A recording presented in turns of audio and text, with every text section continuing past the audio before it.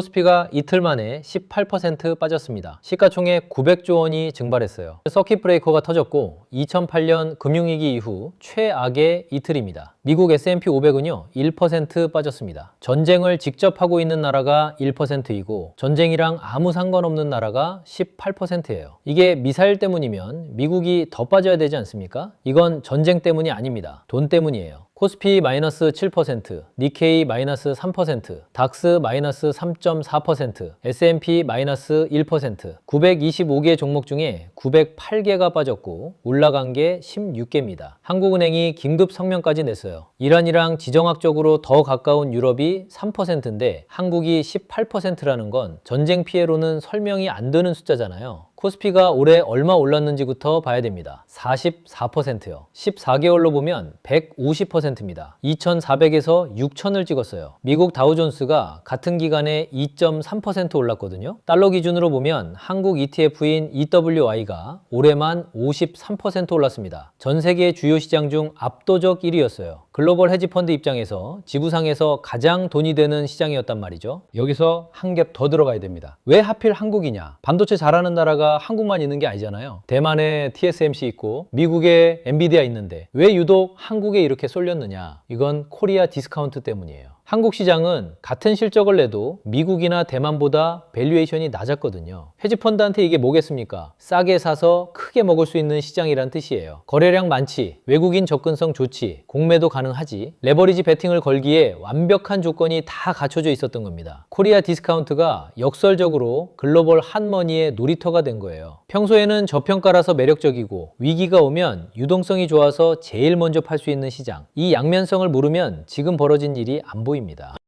돈이 몰린 이유는 단순합니다. AI, 반도체, HBM, 삼성전자하고 SK하이닉스 이 두 종목이 코스피 시가총액의 거의 절반이에요. 코스피라는 지수 자체가 사실상 반도체 두 종목에 걸려 있는 겁니다. 전 세계 AI 투자 자금이 여기로 쏟아져 들어왔어요. 얼마나 몰렸느냐? 골드만삭스 프라임 브로커리지 데이터 기준으로 2025년 말에 헤지펀드들의 이머징 마켓 주식 비중이 5년 최고였습니다. 그로스 레버리지 전체 포지션 대비 자기 자본 비율이 292.8%로 사상 최대를 찍었어요. 자기 돈 100달러로 300달러어치 베팅을 하고 있었다는 뜻입니다. 여기에 2025년 한 해 동안 헤지펀드 업계에 790억 달러가 순유입됐어요. 10년 동안 돈이 안 들어오던 업계에 처음으로 대규모 자금이 밀려든 겁니다. 2년 연속 두 자릿수 수익이 나니까 돈이 몰리고, 돈이 몰리니까 레버리지를 키우고, 레버리지를 키우니까 수익이 더 나고, 수익이 나니까 돈이 또 들어오는 거예요. 이 바퀴가 2025년 내내 한국 반도체 위에서 돌아간 겁니다.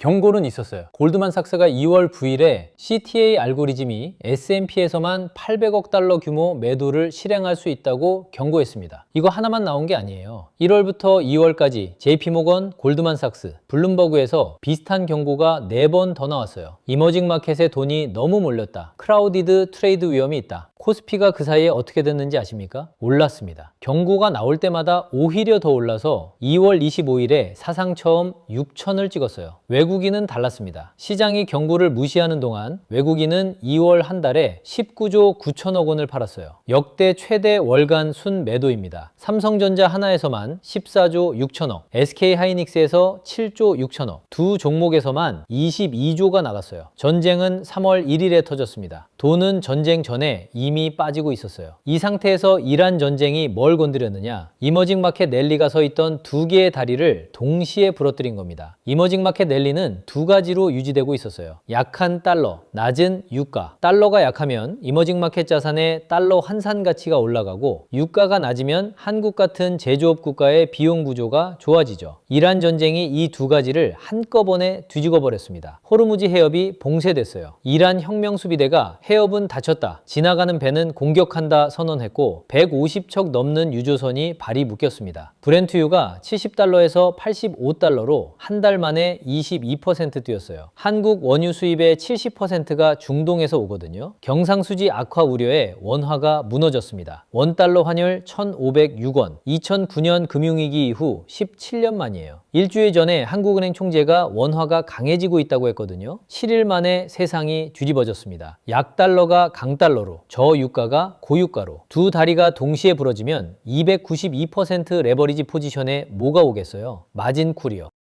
뉴욕 새벽 3시에 프라임 브로커의 리스크 엔진이 돌아갑니다. 마진 기준선을 뚫은 계좌를 자동으로 잡아내요. 전화 안 옵니다. 시스템이 가장 유동성 큰 포지션부터 순서대로 잘라버립니다. 펀드 매니저가 아침에 출근해서 화면을 켜보면 삼성전자가 이미 팔려 있는 거예요. 팔까요 말까요 물어보는 과정 같은 건 없습니다. 기계가 자동으로 실행한 거예요. 이게 한 번으로 안 끝나요. A펀드가 마진콜 맞아서 삼성전자를 팔잖아요. 삼성전자 주가가 빠지죠. 빠지면 삼성전자를 들고 있던 B펀드, 포트폴리오 가치가 떨어집니다. B펀드도 마진 기준선을 뚫어요. B가 팔면 C가 뚫리고 C가 팔면 D가 뚫리고 도미노예요. 사람들이 잘못 알고 있는 게 있어요. 유동성이 좋은 시장이 안전하다. 정반대입니다. 유동성이 좋은 시장일수록 이 도미노가 더 빠르게 돕니다. 후수물이 빠지면 가장자리부터 마르는 것처럼 글로벌 유동성이 빠질 때 가장 잘 팔리는 시장이 가장 먼저 마르는 거예요. 평소에 장점이던 게 위기 때 정확히 뒤집혀서 작동하는 겁니다. 잘 팔리니까 먼저 팔리고, 먼저 팔리니까 더 빠지고, 더 빠지니까 또 팔려요. 이틀 연속 빠진 이유가 이거란 말이에요.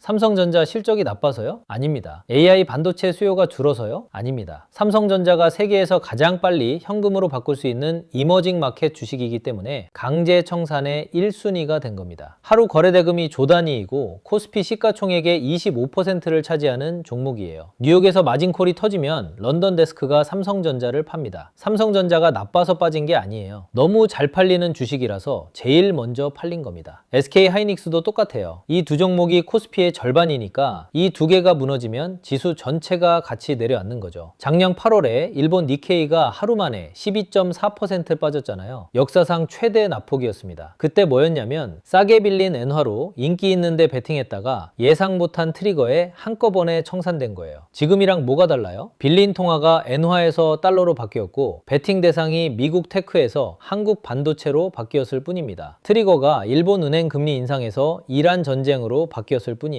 결과는요, 니케이 마이너스 12.4%, 코스피 이틀 누적 마이너스 18%. 한쪽에 돈이 몰리고 예상 못한 충격이 들어오면 가장 사랑받던 시장이 가장 먼저 맞습니다. 이건 공식이에요. 이 와중에 JP모건 안에서 벌어진 일이 있습니다. 3월 2일에 주식 전략 헤드인 마테이카가 이란 전쟁은 매수 기회다. 이머징 마켓 비중 늘려라 라고 했어요. 같은 날 같은 JP모건 채권팀은 이머징 마켓 비중 추천을 절반으로 줄였습니다. 세계 최대 투자은행 한지붕 아래에서 한 팀은 사라 하고 다른 팀은 빼라 한 거예요. 전쟁 끝나면 다 돌아온다는 말 쉽게 믿으시면 안 됩니다. 전문가들끼리도 답이 갈리고 있는 거니까요. 로이터에서 오늘 싱가포르 메이뱅크 트레이더가 딱 한마디 했어요. 이건 기업 실적 악화가 아니라 포지셔닝 언와인드다. 실적이 아니라 돈의 구조 문제라는 겁니다.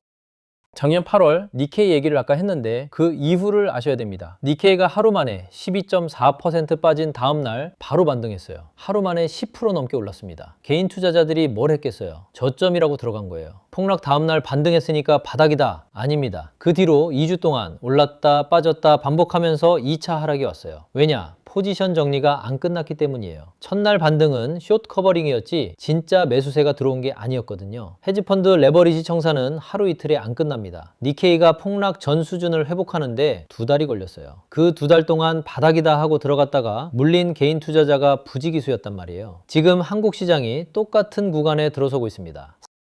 투자하시는 분들 지금 전쟁 뉴스를 보고 계시면 안 됩니다. 봐야 되는 건 외국인 순 매도 흐름이에요. 지금 11연속 팔고 있거든요. 이 매도가 멈추는 시점이 포지션 정리가 마무리되는 시점입니다. 전쟁이 내일 끝나도 레버리지 청산이 안 끝났으면 매도는 계속돼요. 반대로 전쟁이 이어져도 청산이 마무리되면 낙폭은 줄어듭니다. 전쟁의 끝이 아니라 청산의 끝을 봐야 되는 거예요. 외국인 비중 높고 레버리지 몰려있고 최근에 가장 많이 오른 시장, 이 세 가지가 겹치는 곳이 다음에도 첫 번째로 맞습니다. 작년 8월엔 일본이 거기 있었고 지금은 한국이 거기 서 있었어요. 코스피가 이틀간 18% 맞은 건 미사일 때문이 아닙니다. 인기 때문이에요. 가장 많이 올랐고 가장 많이 사랑받았고 그래서 가장 먼저 버림받았습니다. 오늘 영상이 도움이 되셨다면 좋아요와 구독, 알림 설정 부탁드립니다.